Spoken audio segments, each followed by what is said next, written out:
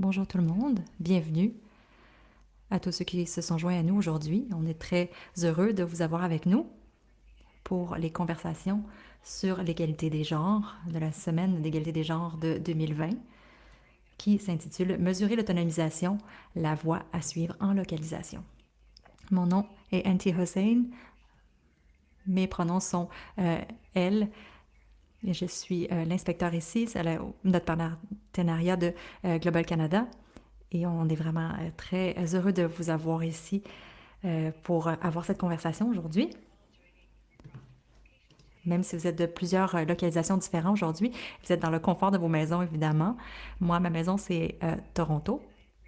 Et je suis vraiment reconnaissante qui ont été capables de rendre des gens comme moi, de pouvoir, je disais Wendat et de Mississauga aussi. Désolée.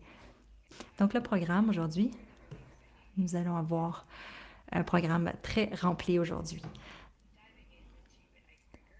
Donc, nous allons avoir un briseur de glace, une activité. Nous allons avoir 5 présentateurs excellents qui vont parler pour l'autonomisation des femmes. Ensuite, nous allons aller dans des sessions séparées. Nous allons reparler ensuite en plénière et faire un sommaire et fermer notre session pour aujourd'hui. Donc, CanWatch est très heureux de vous de présenter cette présentation aujourd'hui avec les assistances de féministes qui sont aujourd'hui. On va essayer de se pousser de l'avant pour améliorer nos approches dans les programmes de féministes et de renforcer nos engagements à tous les niveaux. Et une des façons principales que nous allons vous faire aujourd'hui, c'est le concept de mesurer. Donc c'est vraiment un concept un peu abstrait. Donc, il y en a beaucoup d'experts qui vont essayer de briser ça un peu aujourd'hui. Quand on veut mesurer l'autonomisation, c'est toujours travailler de façon très près avec nos partenaires, donc de co-création et de travailler avec la communauté qui est affectée en respect, en mesurant cette autonomisation. Donc, c'est vraiment notre lien clé qui va diriger cette présentation. Donc, cette vidéoconférence est enregistrée et vous allez avoir accès à l'enregistrement. Si vous êtes membre de cette présentation, vous allez recevoir tout ça à travers CanWatch. Vous allez pouvoir le partager aussi. Si nous allons commencer, ou plutôt l'activité pour briser la glace que nous avons pour vous, j'aimerais que juste aller sur Slido, donc .com, et c'est ce que nous allons mettre le lien sur la messagerie ici, sur le clavardage. Si vous allez à ce lien, donc laissez-nous savoir si vous avez des problèmes, ça va vous sur une interface qui va vous pousser sur des questions très spécifiques pour parler de 3 mots, en fait, que vous pouvez penser qui mesurent l'autonomisation. Qu'est-ce qui vous vient en tête quand vous pensez à mesurer l'autonomisation? Laissez-nous savoir si vous avez des problèmes avec Slido, mais vous devriez seulement taper des mots qui vous viennent en tête dans cette boîte descriptive. On va juste donner quelques secondes supplémentaires.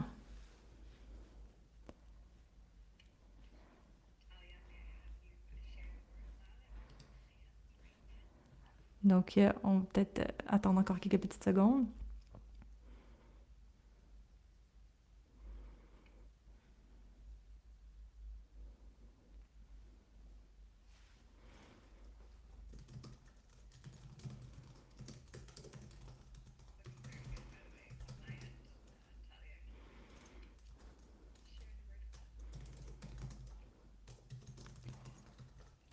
Donc, oui, si vous pouvez partager ça, oui, parfait.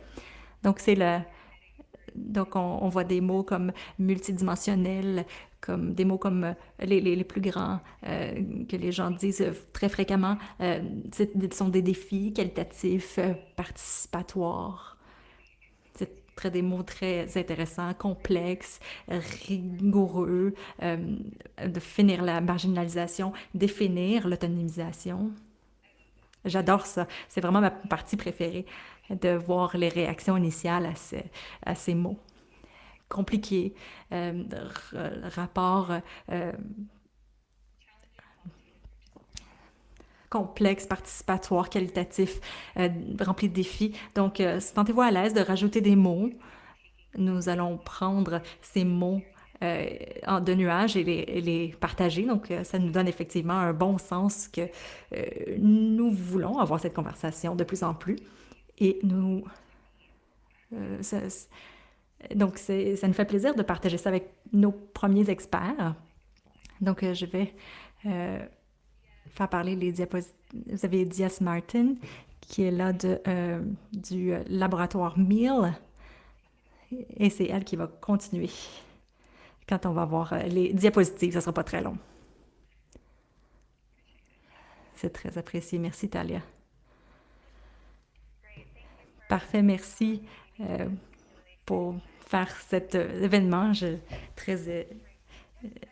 Donc, ça me fait plaisir de vous donner des conseils donc pour mesurer l'autonomisation des femmes de JPAL. Donc, vous pouvez voir sur notre site web également.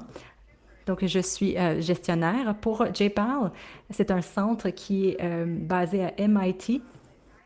Donc, les guides lignes sur lesquels je vais mettre le focus dessus, c'est de mettre les voix de l'avant des femmes et des filles dans les collectes de données. Donc, ce guide est primairement dirigé sur des recherches, pour les recherchistes en fait, mais il y a une application pour des approches différentes dans les créations de projets, de programmes, pardon, définir des méthodes de recherche. Donc, on essaie d'avoir des guides pratiques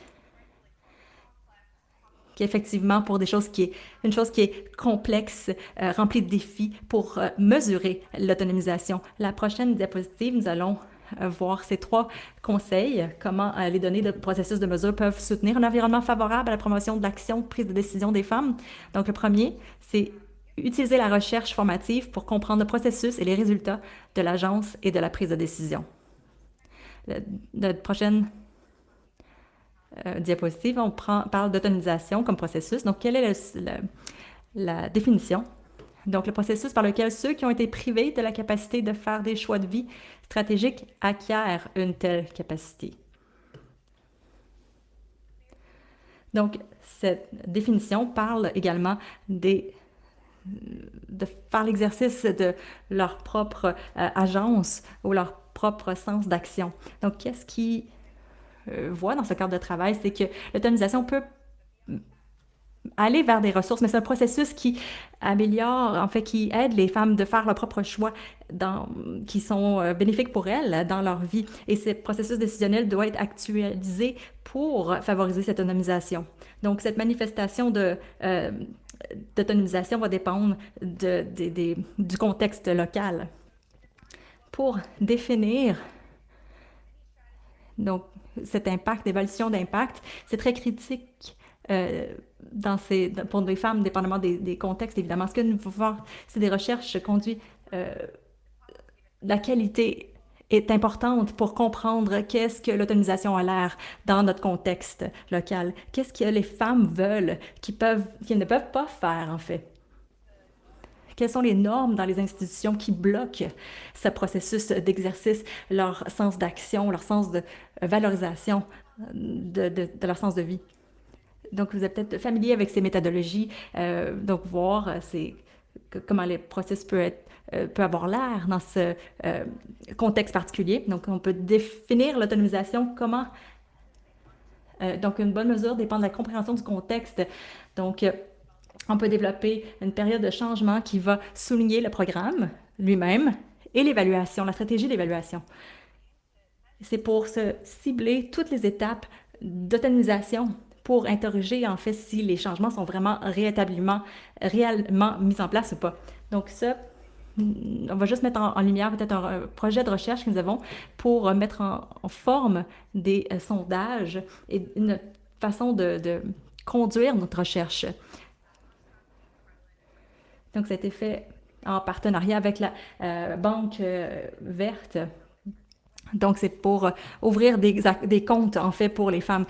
Par exemple, ils ont des accès restreints pour leurs fonds. Donc, c'est peut-être d'augmenter cet accès-là pour contrôler leur discipline personnelle. Et chaque personne ont été identifiées avec un montant particulier dans un compte. Et quand ce compte quand l'impact, la réalisation a été réalisée, d'avoir un peu plus d'engagement dans leur foyer, en fait, dans leur ménage et faire part du processus de décision. Donc, on demandait à quel point vous étiez, on peut mesurer leur implication dans le processus décisionnel de leur ménage. Ils ont cette liste de choses dans la recherche formative, comment cette recherche locale comment ils peuvent dépenser cet argent à travers le ménage. Et ils ont mesuré ces dépenses-là. Ils ont évalué si les changements de dépenses ont reflété les préférences des femmes avant ou après l'intervention qu'on a eue avec eux. Donc, c'est un exemple comment nos groupes de focus ont aidé à définir qu'est-ce qui ont été les réalisations dans cette recherche-là, quels sont les résultats de l'autonomisation qu'on a pu faire. Qu'est-ce que ça a l'air vraiment au niveau des dépenses afin de capturer un peu plus les réalités. Mais vous allez un petit peu plus loin que juste les sondages et les résultats de sondages dans la réalité des ménages pour de vrai. Donc, sur la prochaine diapositive, nous allons aller juste à notre deuxième conseil. Donc, c'est de penser à compléter les mesures standardisées par des mesures adaptées au contexte local. Ça va nous aider peut-être qu'on capture vraiment les voix des femmes. Donc, sur la prochaine diapositive, nous avons les questions standardisées. Donc, qui fait les décisions, qui prend habituellement les décisions relatives aux soins de la santé pour vous-même? Est-ce que c'est vous, votre partenaire, votre conjoint ou c'est quelqu'un d'autre? Peut-être penser une dernière fois. Comment vous allez répondre exactement? Est-ce que c'est juste courir à la pharmacie? Vous allez peut-être le faire toute seule. Ou si vous avez une chirurgie, qui va supporter votre décision? Qu'est-ce qu'on mesure quand on pose cette question? Sur cette prochaine question, donc c'est vraiment basé sur un livre. Ça illustre ce point vraiment très bon. Donc, c'est le dialogue que vous pouvez voir. C'est le dialogue, comment la phrase «nous décidons tous les deux» est comprise, en fait. Ça a besoin d'un dialogue. En fait, on a l'impression que c'est le mari qui est le premier décideur de la famille. Et c'est de voir si on peut mesurer ces questions officielles. Donc, sur la prochaine diapositive, donc sa recherche, son équipe de recherche va mettre en lumière un peu plus sur la santé, en fait. De ce cas ici, c'est d'intégrer des questions d'enquête spécifiques et adaptées au niveau local. C'est par exemple si l'enfant est malade et a besoin d'un médicament pour nous-mêmes, c'est basé sur des recherches par rapport à la mobilité, par exemple.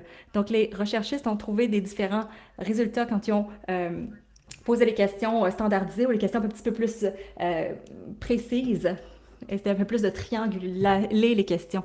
Donc, la suggestion, c'est peut-être pilote un peu plus, c'est les entrevues et penser. Vous pouvez capturer un peu plus comment les répondants interprètent les questions qui ont été posées. Un autre aspect important, c'est d'interroger comment aussi nous, on interprète les réponses. Donc, par exemple, la mobilité des femmes peut être limitée. Donc, est-ce qu'elle peut faire des décisions par elle-même? Donc, on a beaucoup de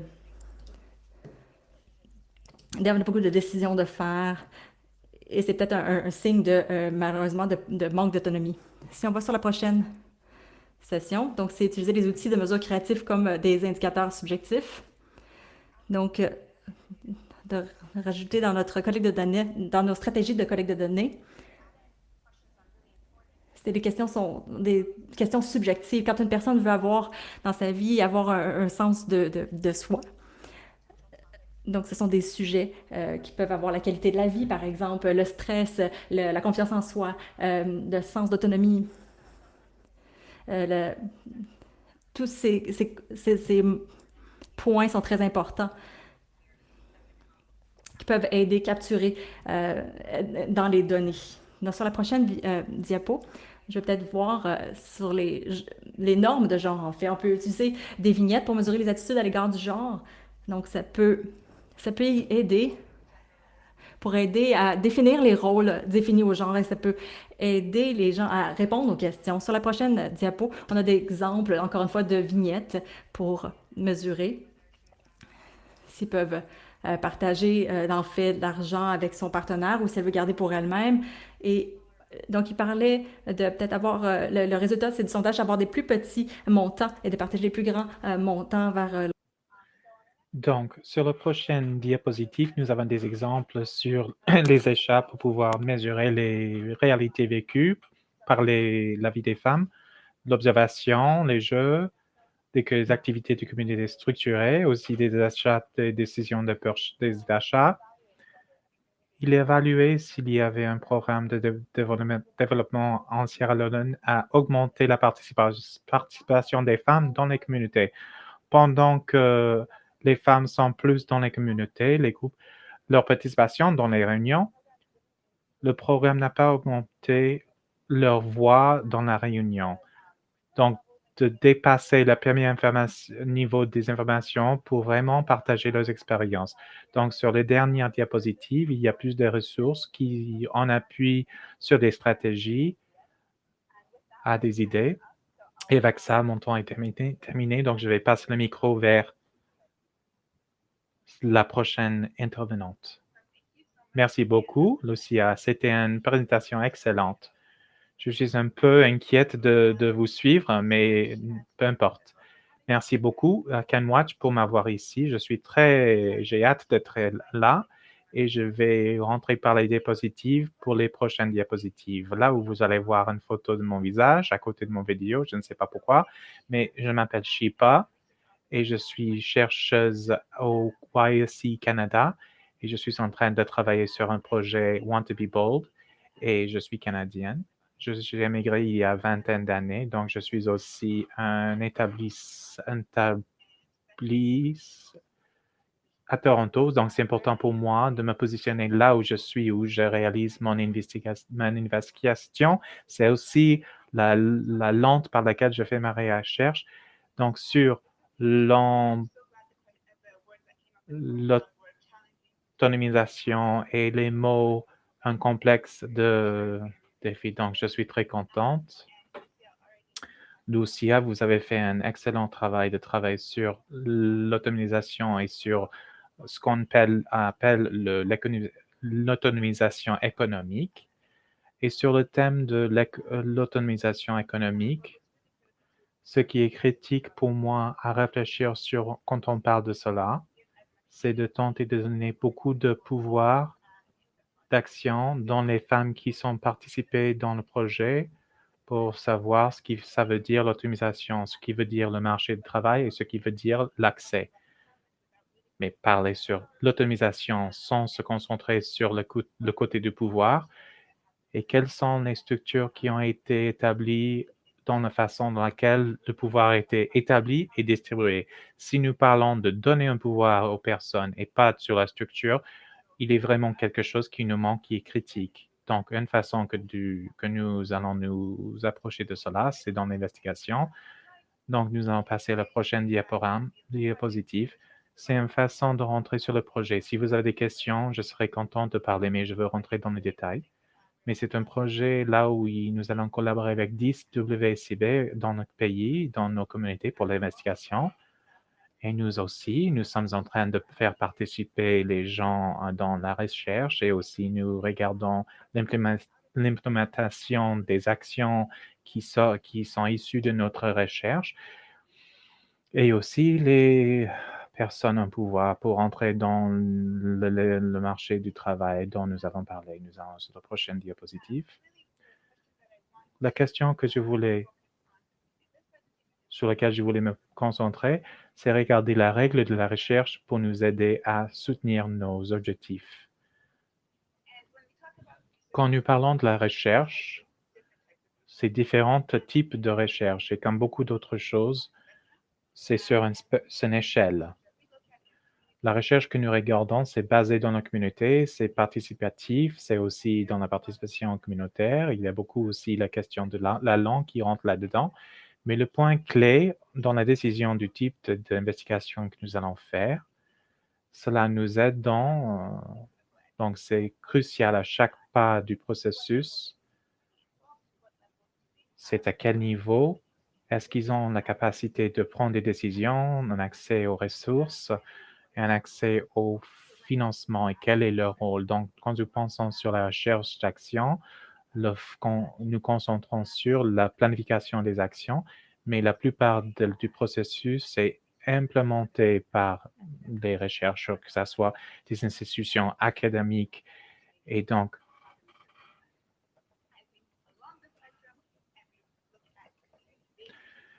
comme nous allons regarder dans la recherche communautaire, c'est basé sur la recherche aussi. Et donc, il y a un partage de pouvoir à chaque fois.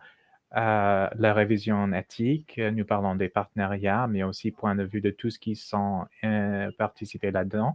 Et la communauté est vraiment participée en tant qu'expert. Et nous sommes au milieu de cela, là où nous tentons d'implémenter certains aspects de la recherche participative, mais aussi certaines conditions qui nous ont été données. Nous allons parler de certains des points de défi qui se présentent. Des aspects implémentés. Ce qui est vraiment important, c'est d'être honnête avec nous-mêmes et avec nos participants sur ce que nous pouvons et ce que nous ne pouvons pas faire dans l'accès de notre recherche. À la prochaine diapositive. Donc, au processus ample, nous avons 3 phases. C'est une phase de recherche et planification. Là, un deuxième qui est le monitoring et le troisième qui est dans la connaissance. Ce qui a été critique pour nous, à chaque pas que nous avons pu, nous avons fait participer la femme, nous allons parler des termes sur lesquels que nous parlons, des façons qu'ils peuvent. La phase de mobilisation, c'est vraiment clé à communiquer ce qu'on a retrouvé à la communauté et de partager à nouveau et implémenter les actions, mais aussi en termes de nous assurer que notre recherche dure au-delà des cycles de recherche. Ça, c'est un résumé ample. La plupart de vous sont des experts, donc je ne rentre pas dans les détails sur chaque pas, mais clé à chaque pas, c'est de nous demander si nous cherchons comme objectif la participation et la recherche participative, se demander si la communauté est vraiment une propriété partagée dans la recherche ou appliquer l'application pour les fonds, combien de temps est-ce que nous avons besoin pour faire participer la communauté, combien de temps pour le processus de feedback, pour poser des questions, et vraiment de poser et définir les objectifs et les questions de la recherche. Et c'est principalement au bureau international, mais aussi de faire participer à nos organisations. Nous voulons nous assurer que cette recherche a une logique pour vous. Est-ce que les résultats vont être utiles pour vous et les participants du programme? Et même pensant dans les outils et les méthodes, vraiment de tenter de garder une diversité d'outils pour que les femmes puissent participer de la façon qui soit la plus adéquate pour elles. Et la partie d'implémentation, c'est que nous ne partageons pas uniquement ce que nous retrouvons, mais que nous implémentons les actions, mais aussi de nous assurer que ce que nous partageons soit accessible. Et nous allons parler sur le prochain diapositive.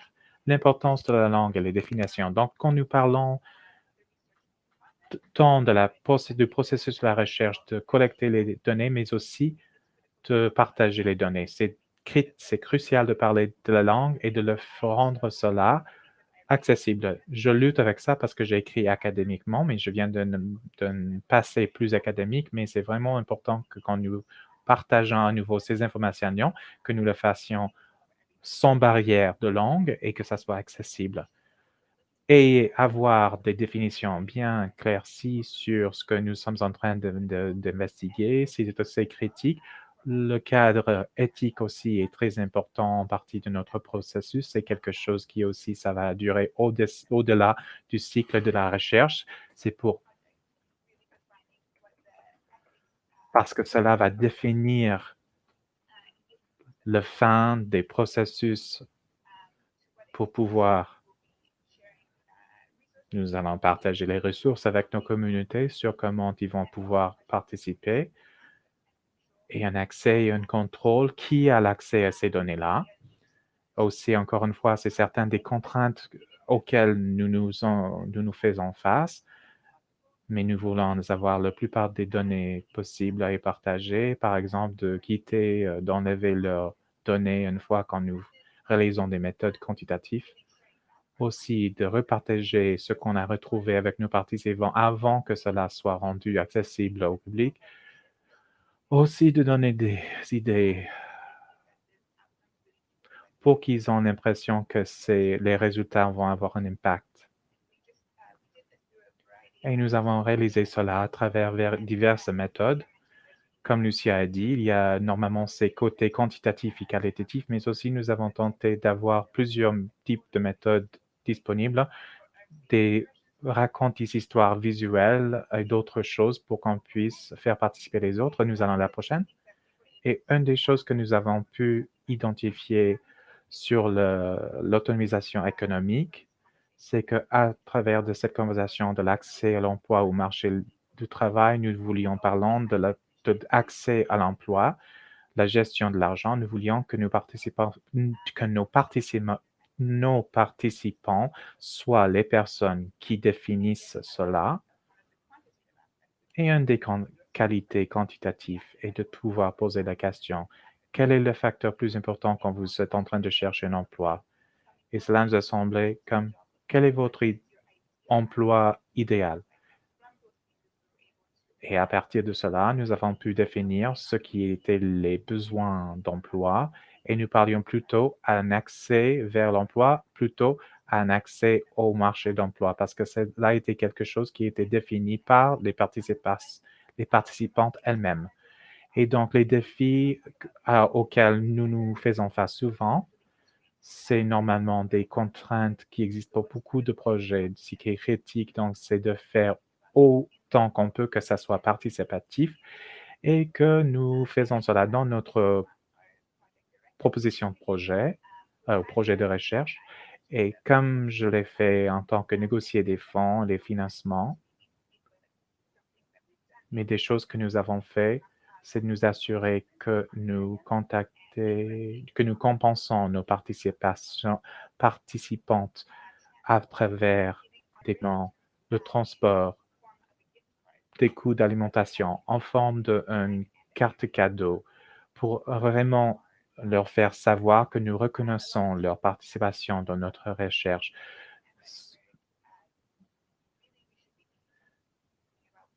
Nous devrions penser dans les connexions que nous avons avant de proposer un projet de recherche parce que c'est vraiment mieux de commencer avec vos propres communautés. Et le dernier défi est juste, au moins, même si nous avons des bonnes intentions et des bons objectifs et quelque chose d'incroyable en tête, c'est juste que nous ne sommes pas le plus adéquat pour mener cette recherche. Et l'autre tâche, c'est aussi de comment est-ce que nous pouvons donner un appui à ces participations, donner un temps, une expertise pour aider à avancer sans être dans le projet de recherche. Et ça, c'est la fin de ça. Et ben, je sais que j'ai fait très vite des choses, donc j'ai très hâte des chambres de breakout pour pouvoir passer le micro à Anna.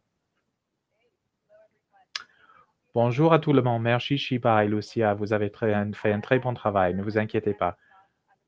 J'entends au Women's Rights Specialist et l'apprentissage chez Oxfam Canada. Je suis là pour parler sur l'intégration des approches, pas uniquement plusieurs outils, et apprendre la rendabilité des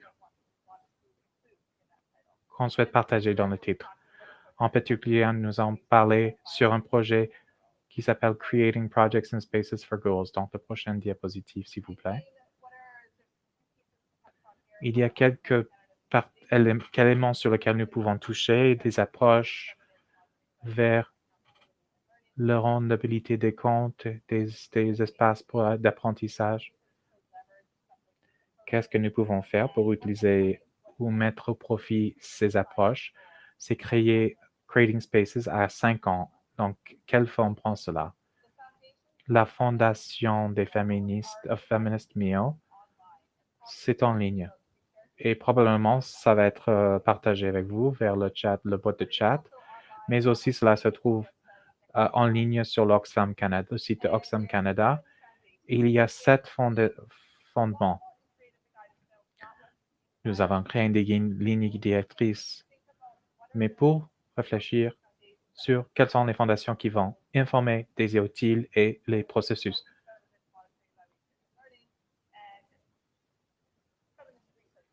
Et la recherche féministe aussi. Encore une fois, que nous le regardons en tant qu'une approche.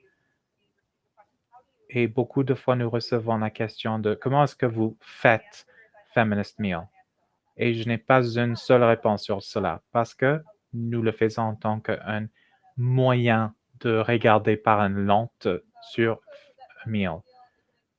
Donc, le Meal, c'est en fait une partie de la changement transformationnel en tant que les projets sont beaucoup plus grands et systémiques dans les systèmes avec qui nous travaillons.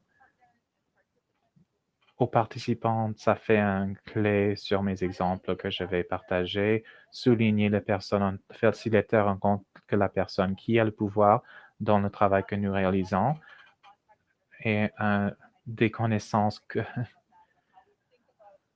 et comment nous réfléchissons sur la question et les études que nous utilisons dans le contexte là où nous sommes en train de travailler, les gens avec qui nous travaillons. Les évaluations aussi fournissent une très bonne orientation d'apprentissage.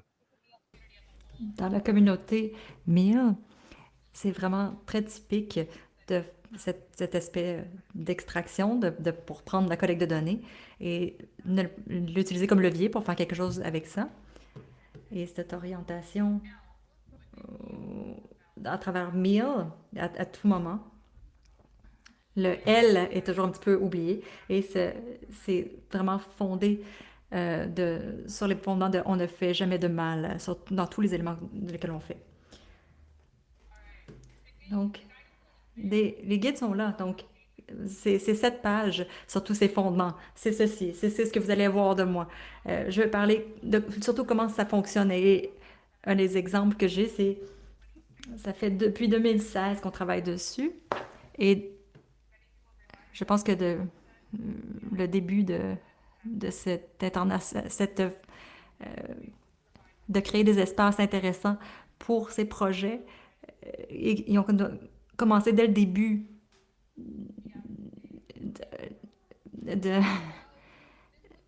c'était créé avant et on l'utilisait pour comment croître à travers. Donc, à chaque fois qu'on a des difficultés, comment on peut penser au féminisme, comment le programme MIL peut fonctionner. On pense toujours à comment on peut faire le monitoring. Donc, on essaie d'avoir des rails parallèles ici pour notre expérience. On crée des espaces pour mettre fin à la violence contre les femmes et les filles. On essaie donc, le résultat final, c'est de réduire la violence contre les femmes et le mariage précoce forcé des enfants au Bangladesh, en Inde, en Indonésie, Népal, Pakistan et Philippines. C'est des choses complexes, évidemment. Il y a 25 partenaires locaux qui travaillent à travers ces 6 pays de façon différente. Donc, il y a certains pays qui ont plus de partenaires que d'autres. Et évidemment, ça accroît la complexité et les défis auxquels on va faire face et que je vais vous parler un petit peu plus tard. Donc, ça, c'est notre monde sur lequel on travaille en ce moment. C'est tout. On va passer à la prochaine diapo. Donc, juste peut-être avoir notre examen mi-parcours qui a été fait en 2018-2019. C'est nos ambitions et nos leçons et nos prochaines étapes que nous allons faire en passant à travers ce processus. La partie 1 de ce diagramme, c'était dirigé par un examinateur externe géré par Oxfam Canada. C'était notre sondage, notre enquête quantitative et toutes les formations c'était dans le cadre de ce monitoring de collecte de données pour répondre aux attentes. La deuxième partie, c'était dirigée par des partenaires, donc je vais en parler un petit peu plus tard. C'est où nos ambitions ont été appliquées, les tester, tester des éléments différents de la roue féministe. Et la troisième partie, c'est co-dirigé par les partenaires et Oxfam pour la validation, un exercice de validation. Donc, vous avez vu toutes les ambitions qui ont été clairement larges. Quand je me suis ajoutée à ce projet, c'était au niveau de le moyen terme, de l'examen de mi-terme, mais c'est juste un peu ce que nous avons fait comme travail. Donc, on va parler des partenaires différents et vous expliquer le travail que nous faisons et vous expliquer un peu comment on fait notre travail pour ce processus MIL. Oxfam Canada est là, mais il y a aussi Oxfam, l'équipe nationale d'Oxfam des 6 pays que nous travaillons, avec lesquels nous travaillons. Il y a les donateurs et tous les groupes viennent à l'examination et la validation pour le travail MIL avec des attentes différentes. Et malheureusement, ça ricochait encore dans les conversations jusqu'à aujourd'hui. Après, pour d'autres aspects, parce que tout le monde a cette lentille différente pour appliquer cette approche. Et on essaie de toujours se rappeler un peu d'où chaque partenaire vient. Un élément de cette révision, c'est 10 mois d'historique. J'essaie de vous expliquer 10 mois d'expérience en 10 minutes. Si on va à la partie 2, qu'on parlait comment les partenaires ont été encouragés à participer dans des capacités mutuelles, de développement de capacités et de faire sens de ces activités. Par exemple, cette photo, il y a 4 districts partenaires, c'était au Népal, cette photo.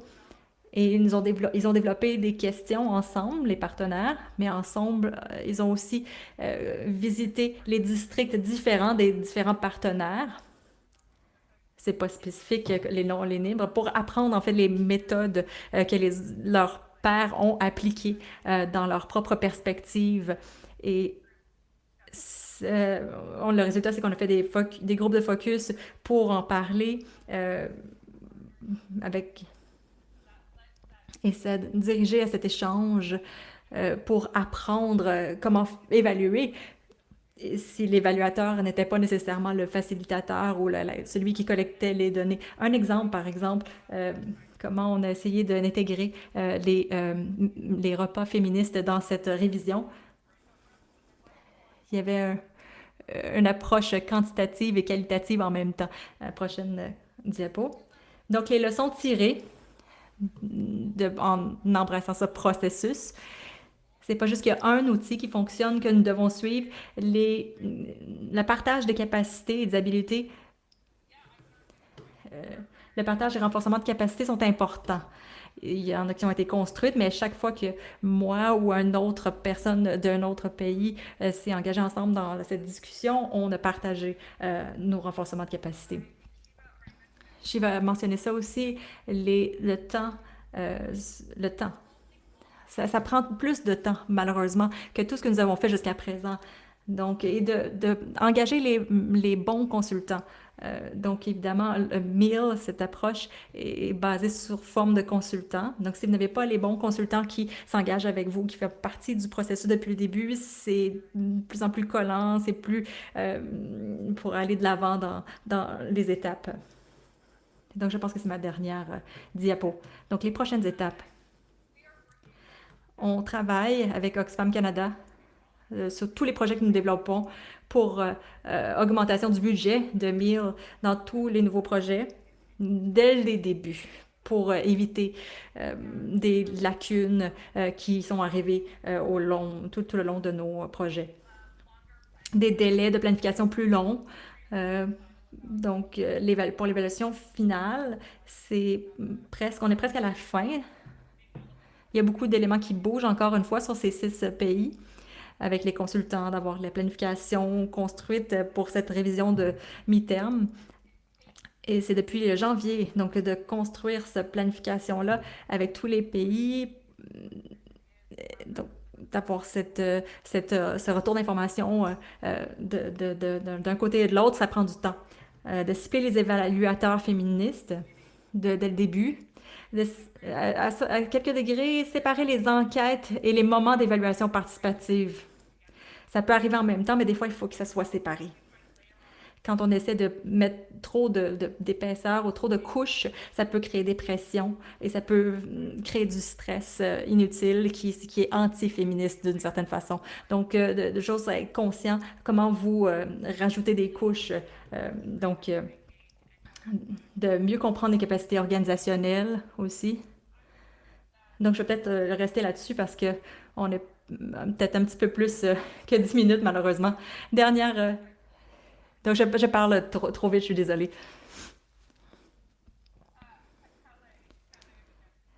Donc, Tala, je pense, est la prochaine. Est-ce que vous pouvez m'entendre, tout le monde? Merci beaucoup de me passer le micro. Comme j'ai mentionné, je suis Kelly. Je suis donc le spécialiste d'inclusion et de l'égalité des genres. Je suis spécialiste à MITA.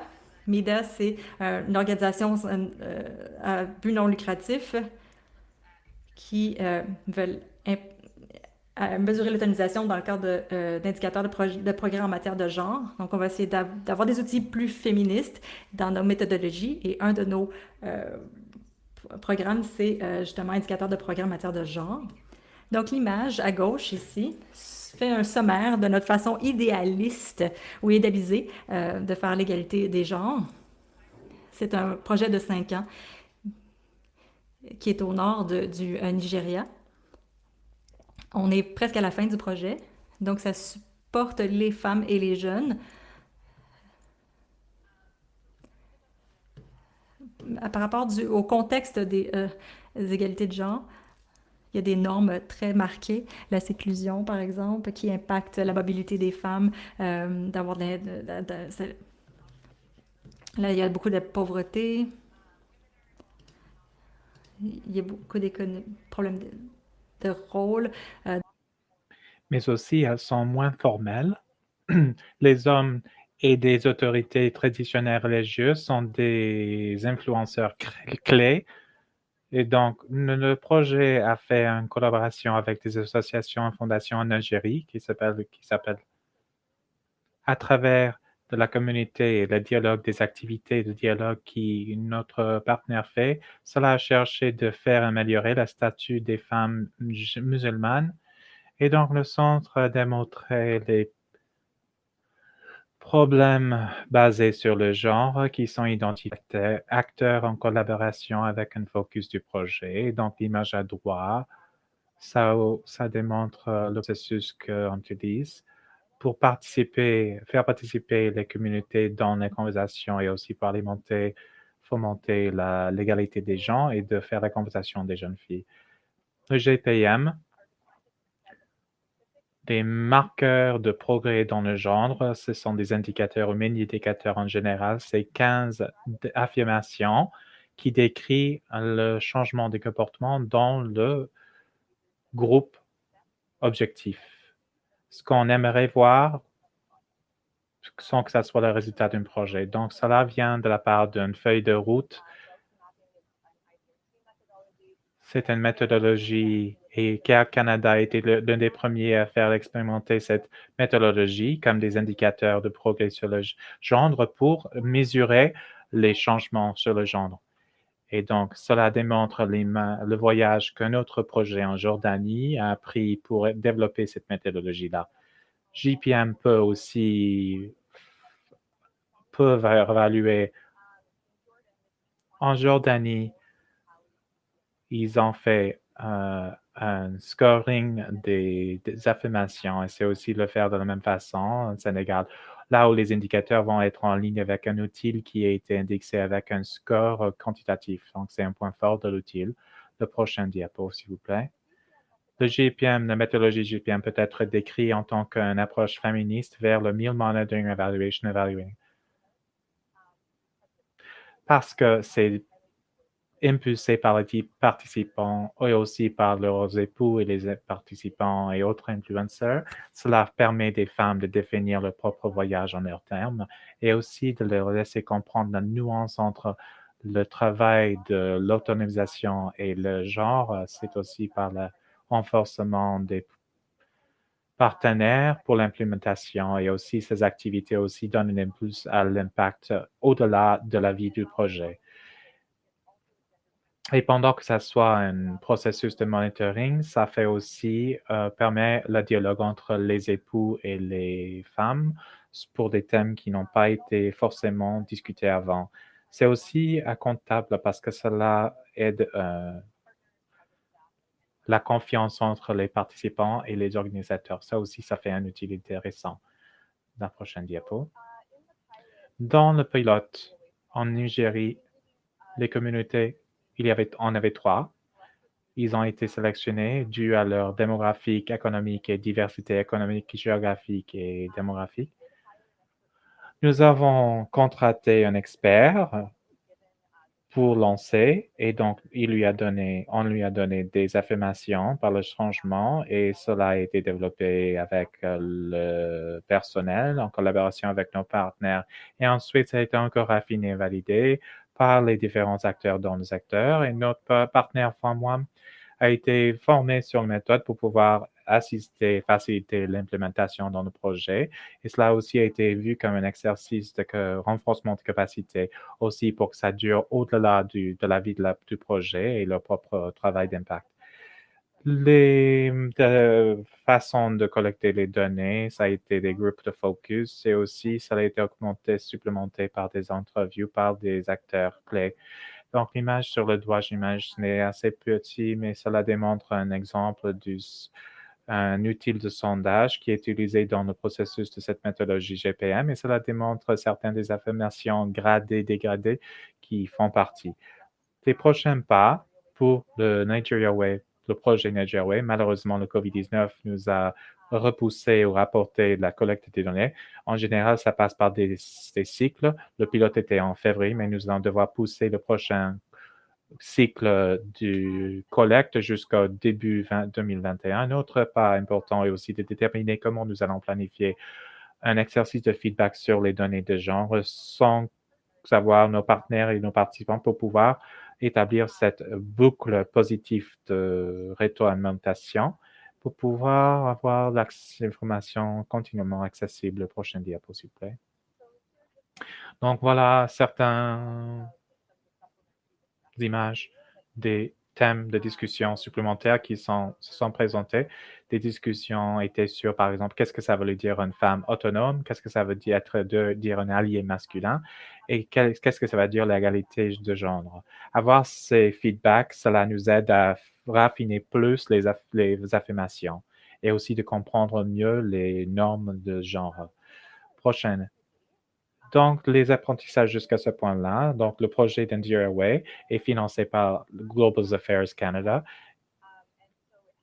Donc, ça avait des résultats et indicateurs assez amples par le renforcement des capacités des participants et cela n'était pas spécifique à MIR. Donc, le GPM en tant qu'utile a été introduit plus tard dans le projet et cela, comme on a bien mentionné, ça nécessite beaucoup de temps pour investissement pour pouvoir faire cette façon de collecte de données. Et donc, ça a besoin aussi, nécessite d'abord que vous évaluez complètement la capacité et les activités de budget pour pouvoir faire des tâches au début. Donc, c'est quelque chose que nous nous sommes rendu compte que le budget pour pouvoir contracter et une personne de focus en tant que partenaire, parce que cela a été quelque chose que nous aurions besoin, et pour pouvoir que le propre apprentissage des participants pour qu'ils puissent participer plus pleinement. Malheureusement, le pilote a été un peu moins impulsé par les consultants que par les partenaires dû aux complexités et complications dont je viens de mentionner. Mais le processus, nous allons continuer à utiliser cette méthodologie. Et donc, l'idée, l'élément de localisation locale est très important. Donc, à travers un autre point, maintenant, nous avons une image plus claire de comment WRO ou une organisation des droits de la femme pas comprendre l'égalité des genres et l'autonomisation. Mais d'autres attentes de la part des donateurs, ça va être très intéressant parce qu'il y a eu un peu moins d'une sensibilisation vers l'inégalité structurelle dans les communautés. Et parfois, il y a plus on assigne la blâme aux femmes sur maintenir les communautés, être auto-effaçantes et aussi avoir une conversation sur ça qui soit franche et honnête. Cela a été vraiment intéressant. Cela va se traduire vers explorer la théorie de changement des genres entaillés. Et donc, nous allons aussi avoir un point de vue du donateur et d'autres attentes et d'autres conceptions de l'égalité des genres. Et enfin, même si les attentes des donateurs et les valeurs des donateurs féministes font partie, nous sommes toujours sur une gestion de résultats ou RBM et avec des objectifs et des indicateurs et sur un projet de vie des 4 à 5 ans. Mais comme j'ai des techniques vraiment féministes, ça peut être très longtemps, ça peut être itératif, fluide, ça va être difficile de le mesurer. Donc, il y a des échanges entre le projet. Un exemple de cela. Dans un autre projet, Kenita voulait utiliser l'indicateur de genre pour définir l'autonomisation. Cela veut dire. Et utiliser cette définition dans la mesure, mais ce n'était pas satisfaisant pour le donateur dû aux requises de RBM et nous avons dû faire une autre version. Cela aussi parle de le besoin, notre potentiel de pouvoir avoir une conception plus tard et aussi mener votre partenaire et donateur dans une autre direction. Je crois que c'est tout pour moi. Là, vous pouvez trouver les ressources, ça a été partagé. Merci beaucoup à tout le monde. À vous, Jessica. Merci beaucoup, Kali. Bonjour tout le monde. Je m'appelle Jessica Fern et je suis directrice de Global Health Impact à CanWatch. Et je voulais juste... J'ai pris tellement de notes déjà et sur ce qui ont partagé mes collègues, vous avez toujours vous avez fait un très bon travail. Nous sommes complètement chrono. Très bien, je vais garder mes commentaires courts pour rentrer dans les breakout rooms, là où ça se produit le magie. Je voulais parler sur l'une des diverses raisons pour lesquelles nous voulions avoir cette conversation et nous sommes tellement reconnaissantes que nous connaissons que vous vous êtes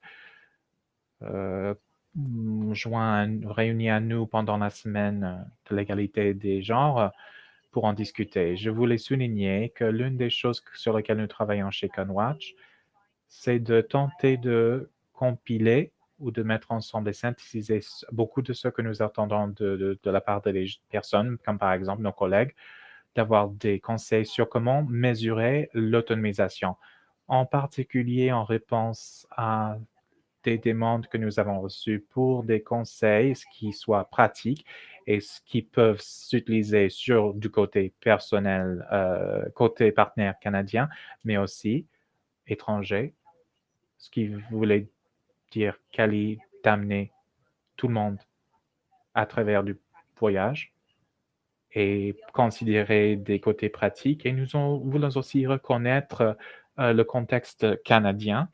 Dans le contexte de FIAP,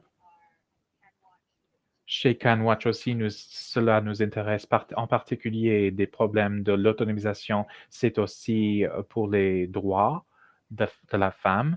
Donc, c'est une zone primordiale de l'investissement canadien et cela va continuer d'être ainsi. Et nous voulons vraiment reconnaître les réalités de cette période de COVID et ce que ça fait pour la façon dans laquelle on collecte les données, jusqu'à la promotion des programmes, mais aussi dans la façon de laquelle les relations avec nos partenaires locaux changent et sont transformées. Comment est-ce que nous pouvons changer cela dans un document de conseil qui est succinct et aussi qui ne fait pas une copie de ce qu'on trouve par ailleurs. Nous avons entendu des collègues des très bons exemples de littérature et utiles qui ont déjà. Notre objectif n'est pas de créer encore un autre un autre utile de plus, mais des choses qui répondent aux questions qui ont besoin d'être répondues. Et ça a été facile à faire jusqu'à ce moment-là. Donc, une chose que nous trouvons à travers ce processus, c'est que ça ne va et ça n'étonne à personne. Ce n'est pas uniquement un processus. Il y a un peu, c'est la manque d'accord qu'il y a entre toutes les parties. Chez CanWatch, nous voulons résoudre ce problème et nous allons vous laisser savoir ce qui est le résultat. Au lieu de cela, nous sommes vraiment en train de tenter de prendre le point de vue pendant cette période de COVID. Quel est ce que nous pouvons nous mettre d'accord? Quelle est qui soit l'approche la plus adaptée pour pouvoir procéder pendant cette phase? Pendant que nous avançons vers les groupes de discussion petits, nous aimerions vraiment entendre vos pensées et vos avis. Nous vous laissons savoir que nous allons prendre les ressources que les gens ont partagées ici avec beaucoup d'autres ressources que nous pouvons souligner et cela va faire partie des ressources que nous allons sortir sur cela. Donc, en addition à cette conversation, ne vous inquiétez pas, nous allons nous assurer que ces ressources soient disponibles à vous. Et nous aimerions vraiment avoir vos avis et vos perceptions sur quelles sont les questions qui pourraient nous orienter. Qu'est-ce que vous vous demandez de vous et vos partenaires? Quelles sont les questions qu'on vous pose de la part de vos financiers? Et aidez-nous à comprendre ce qui est le processus de pensée pour cela. De cette façon, nous pouvons, sur le point d'Anna, je crois, de prescrire, pas de prescrire une façon spécifique, mais une approche. Et donc, nous avons envie d'entendre ce qui est cette forme de pensée pour vous, et ainsi que des études de cas ou des choses pratiques pour pouvoir inclure cela en partie comme le paquet de ressources que nous sommes en train de construire ensemble. Donc, il ne s'agit pas uniquement de comment vous allez parler de cela sur le RBM, une approche RBM, mais sinon, ça va être plutôt de regarder le système plus ample et comment les choses s'entassent l'une sur l'autre. Donc, ce que je vais chercher sur l'information d'Intalia qui est là et Michael aussi, et nous allons communiquer, être en communication suite à cela. Donc, je voulais savoir si vous voyez un courriel de la part de ces deux personnes-là, veuillez y répondre et partager vos pensées, vos avis dans l'avenir. Je crois que cela va être instrumental dans l'implémentation de nos choses ici. Donc, nous tombons pile poil à 1 heure. C'est comme ça que nous le faisons. Nous sommes vraiment sur le chronomètre. Donc, Antti, vers vous pour nous aider dans les petits groupes de discussion. Je crois que cela va être 20 à 20. Merci à tout le monde. Merci beaucoup pour toutes vos perspectives incroyables. Et Tina va nous mettre dans les salles de breakout. Il va y avoir 3. Vous aurez aussi un facilitateur CanWatch, mais 1 ou 2 intervenants ou intervenantes. Et veuillez participer, c'est tout. C'est à vous, Tina. Vous allez faire votre magie.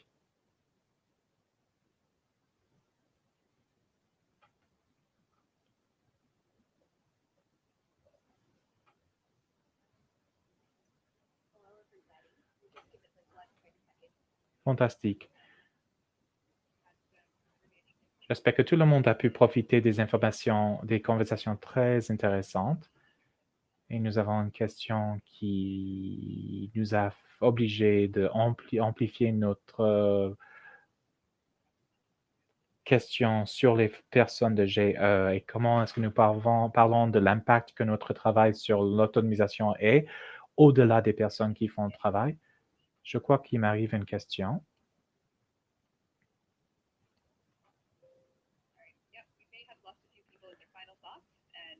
Il est possible que nous avons perdu les gens dans leur pensée finale, mais nous aimons beaucoup, nous apprécions que vous ayez participé et aussi la collecte de ces informations et de donner aussi nos notes de conseil. Tout cela est vraiment apprécié.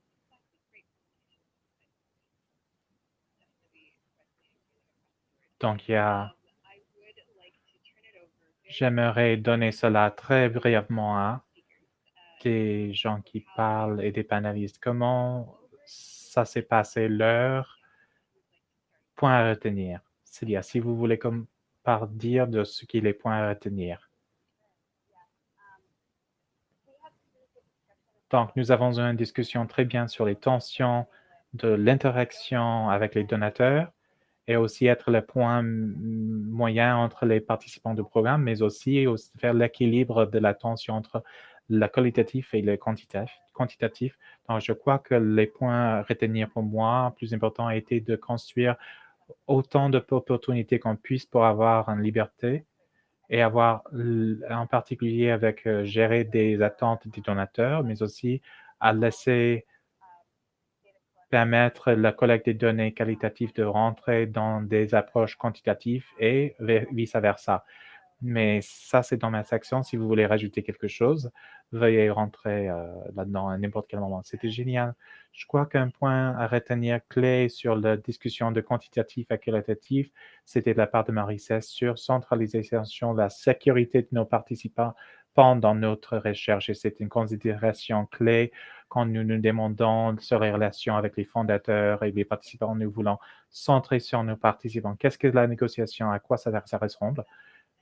Je sais que ce n'est pas facile, mais c'est génial d'entendre des conseils de la part des gens pour pouvoir savoir comment négocier avec les fondateurs, avec les participants et les donateurs. Oui, comment pouvoir savoir le timing et la gestion de la relation de travail dans la communauté pour le permettre à définir comment ils vont mesurer. Anna, à vous pour vos pensées sur les points à retenir. Merci à tout le monde dans ma conversation. Je crois que je vais prendre un point en relation avec la première question sur servir en tant qu'intermédiaire entre les donateurs et les partenaires locaux et certains des défis qui sont incorporés là-dedans. Et je crois qu'un point qui était important pour moi, que je dois reporter dans mes travaux propres toujours, c'est de trouver le bon point d'entrée quand nous avons des conversations avec des donateurs différents, mais en particulier un donateur que nous avons en tête, tous et toutes. Mais c'est plus souvent de parler avec des Global Affairs, développement des programmes ou FLPS, mais avoir aussi des opportunités de parler avec des gens qui se concentrent sur la recherche de l'apprentissage. C'est relativement rare et difficile. Oui, si j'ai eu, c'est que Comment nous pouvons trouver ces moments et ces temps pour être plus constants, pour s'engager avec les gens qui nous comprennent le processus MIL et peut-être d'aider pour construire ces cas et d'avoir plus de temps et d'espace et de fonds attachés à ces projets. C'est une considération très, en fait, de garder en ligne et de les souligner dans nos lignes guides. Donc, c'est très apprécié. Carly, peut-être avec vos pensées finales? Je pense que nous avons nos thèmes similaires. On était aussi en détail comment négocier avec les financements des donateurs et comment on doit les mettre vraiment dès le départ, comment les projets MIR peuvent être fondés ou plutôt financés de façon appropriée, d'avoir peut-être les histoires à succès, de les partager à vos donateurs, avoir des outils plus appropriés et de découvrir ça le plus tôt possible dans les processus MIL. Et Daniela en parlait dans le groupe, il y a eu des flexibilités dans le dialogue avec les donateurs et pour les mesures, comment on peut faire ça de belle façon appropriée pour que tout le monde s'entende et avoir des succès de façon finale, en fait, de garder un œil sur les ressources. Mélanie de Vision mondiale a parlé de comment peut-être que les budgets MIL, ce sont les premiers à être coupés. Donc, non, juste aller dans les détails, dans la création de ces projets, c'est peut-être ma pensée finale sur cette description. Donc, la création, l'engagement des partenaires, des actionnaires, dès le début, je pense que ce sont des thèmes qui reviennent. Ce sont des points de vue super intéressants. J'espère que vous avez gardé avec vous aujourd'hui. C'était vraiment rempli. Merci beaucoup pour tous ceux qui sont restés jusqu'à la fin. Si vous voulez vous connecter entre vous avec les panélistes, vous avez nos adresses courriels ici. Et je veux juste vous remercier encore une fois d'être là et on va continuer cette conversation à CanWatch, à CanSFA. Donc, si vous voulez rester encore une fois et de peut-être suivre nos notes dans les prochains mois, merci d'avoir pris le temps. Et merci encore une fois à nos panélistes pour prendre le temps d'être ici avec nous pour partager leurs expériences. J'espère que vous allez on a encore le programme rempli, donc joignez-vous à nous pour aujourd'hui et demain. Merci beaucoup, merci encore. Et j'espère que vous allez avoir une journée super agréable. Merci beaucoup.